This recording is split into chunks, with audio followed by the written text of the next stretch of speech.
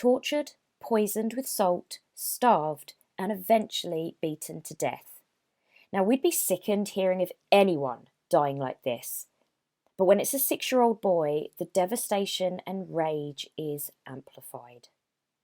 Born on January 4th, 2014, Arthur Labinjo-Hughes died in a way that no human should, especially not a defenceless little boy who had already experienced so much sadness and trauma already. Hey Coffee and Crimers, I'm your host, Belle Fagan.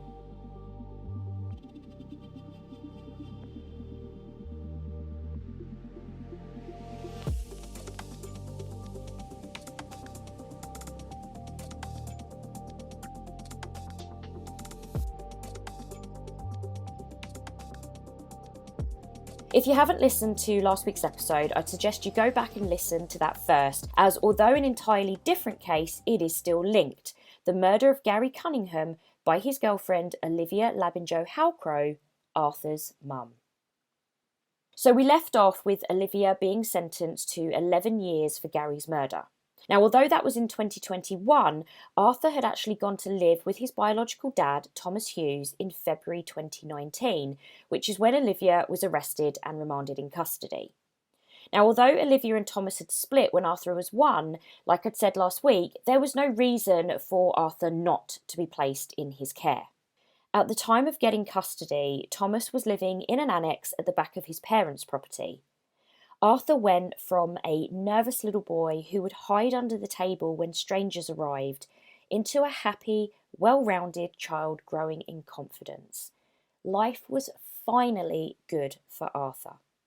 He was now surrounded by an extended family who adored him, and he was especially close to both his nan and his uncle. Obsessed with football, his uncle Daniel actually took footage of Arthur talking about which football team he wanted to play for when he grew up, and that can be found on our Facebook discussion group. But that stable life was yet again snatched away from him, when in August 2019, Thomas met mum of 4, Emma Tustin, on a dating website. Although they still lived in the annex at his grandparents', Arthur's behaviour began to change, to the point that Thomas and Arthur's nan Joanne were called into school. Teachers were concerned about his behaviour. They said that Arthur would swing from being paranoid that his dad would disappear to then being paranoid that his dad would become a killer just like his mum. His teachers told Thomas and Joanne that Arthur was obsessed with death, murder and guns. But, are we surprised? After last week's case, hearing the environment that Arthur spent those first 4 years of his life in, with a mum who abused her partner in front of him and then killed him in that very same flat that Arthur was living in, I'm not surprised that this baby was paranoid. As a grown adult, I'd be paranoid. I honestly could just cry at the fact that this 6-year-old had to have any of those thoughts. 4 months later, Thomas took Arthur to CAMS, which is the Children and Adolescent Mental Health Services, but the practitioner that they saw said that other than being worried that his dad would leave, which was understandable, there was no other concerns. He looked good and she felt that his mental health was fine.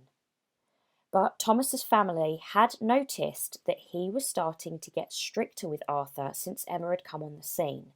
And Arthur was becoming that same little anxious boy that had arrived when his mum was arrested.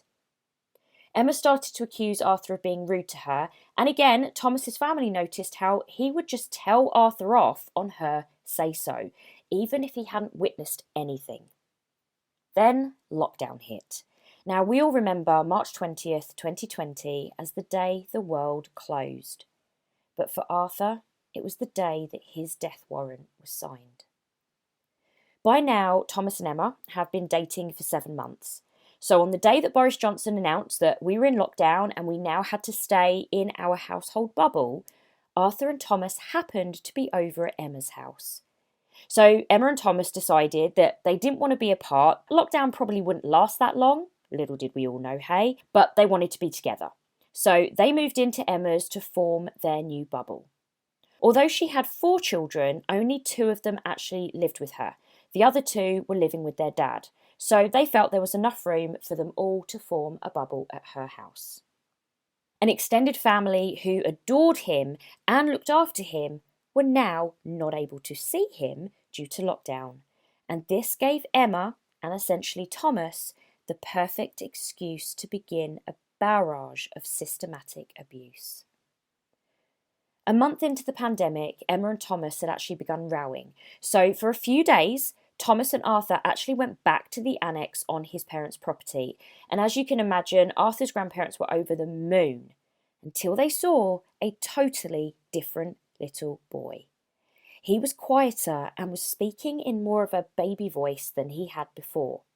He had bruises all down his back, and when Joanne asked him what had happened, he said that Emma had pinned him against the wall and called him a horrible, ugly brat. When she lifted his top, she found 15 bruises, including a huge one on his shoulder. Again, that is going to be available on our Facebook group. Thomas and Emma did make up a few days later, meaning that he and Arthur would move back into her house. Joanne begged, and I mean begged, Thomas to leave Arthur with her, but he refused. He said that it couldn't have been Emma that had caused those bruises. So he left, and she made a call that no grandmother should ever have to make, but it does show the depth of her love for her grandson. She called social services. She'd taken pictures of the bruises and offered to send it to them, but they said no. Now, I won't lie, I was surprised at this next bit that I found out in my research. So after she made that call, a social worker made a visit to Emma and Thomas's the very next day, which, considering we were in the throes of the pandemic, is honestly astonishing. So they visit Emma and Thomas, and Emma says that any bruises he might have would have come from Arthur and her son play fighting. The social worker accepts that explanation, and her report says that Arthur was, quote, very happy and very safe, and that there was no safeguarding issues in the household, and that the house looked tidy, clean, and generally okay. She'd noted that she'd seen a faint bruise in the middle of Arthur's back. Now, just a side note, she was actually put on the stand at trial and said that now seeing the photo, which remember was only taken the day before her visit, she was shocked that she hadn't realised just how serious it was. And honestly, when you see that bruise on our Facebook page, it's going to make you see the picture I shared of Star Hobson's bruise all over again. And there is just absolutely no way the next day that it was that faint, that it was barely visible. Although there was no safeguarding issues, Thomas was offered a programme that could help Arthur deal with his traumatic past, but Thomas said no. Joanne and Thomas's brother Daniel, after hearing from social services that they weren't worried about Arthur, refused to drop it. Daniel actually called the police the day after that social worker's visit, and even though he sent the photos of Arthur's bruises, he never heard back. And it was later found that the police had actually closed the call log from Daniel because social services had already investigated. Now, I like to keep this podcast PG and I try to stay as impartial as possible, but I'm just going to let you insert a lot of angry expletives and a rant about how badly police and social failed Arthur in that moment.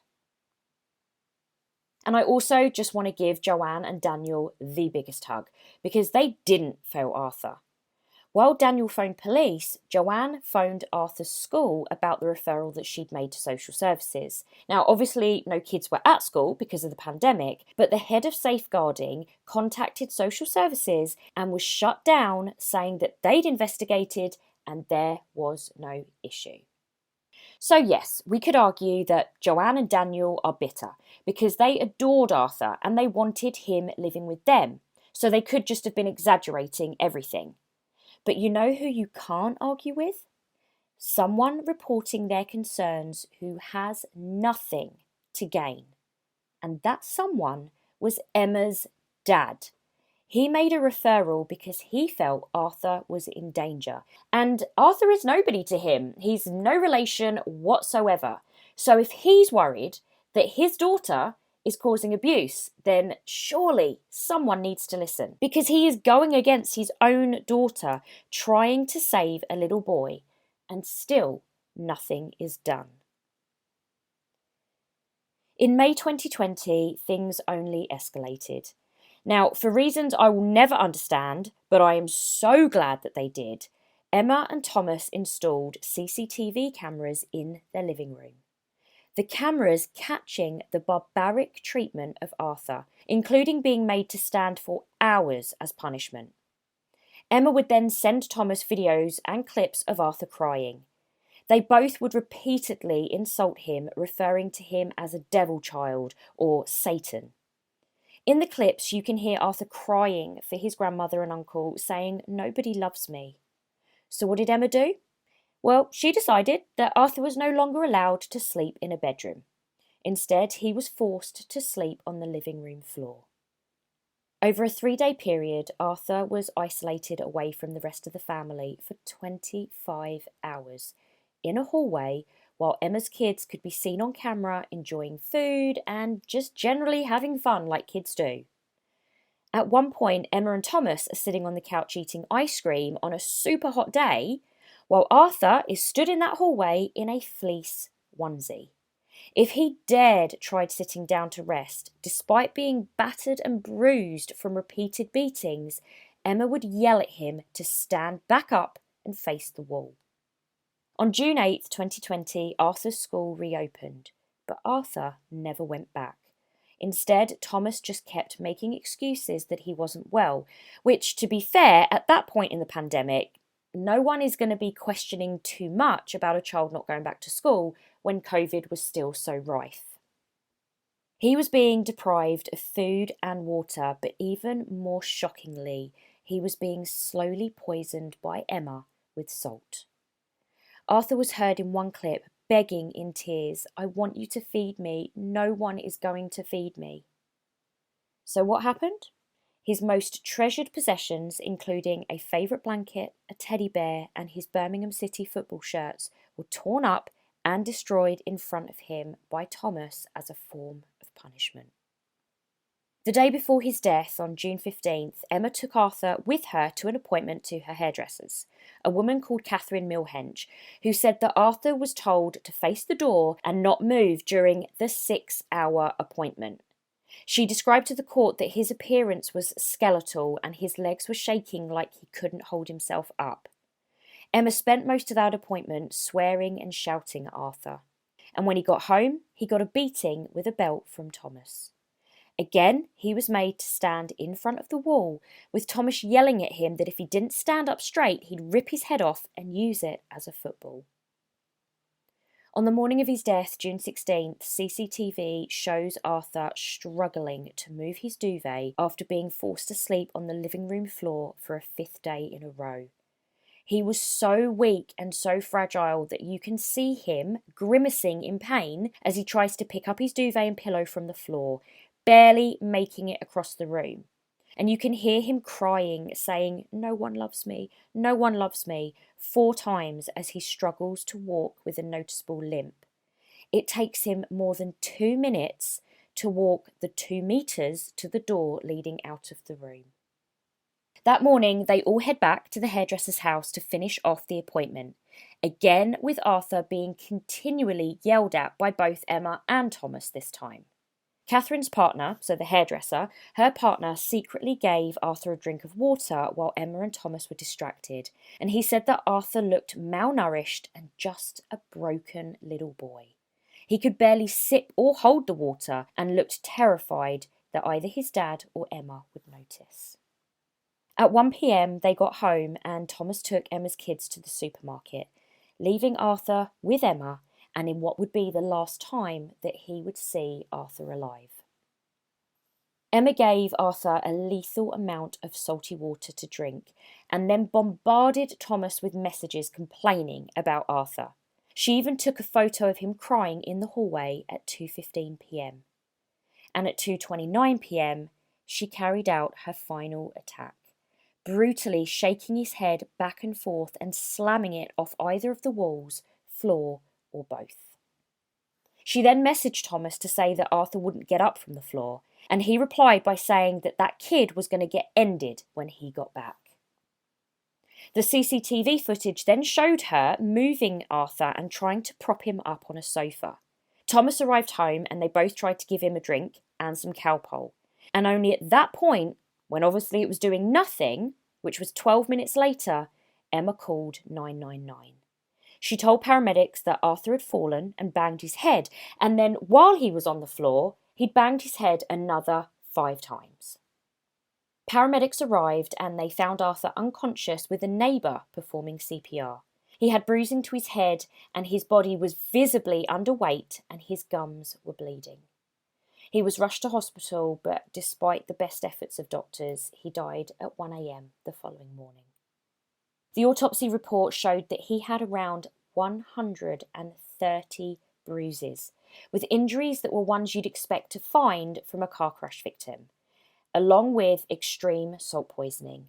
A kidney consultant testified that he had 6.5 tablespoons of salt in his system.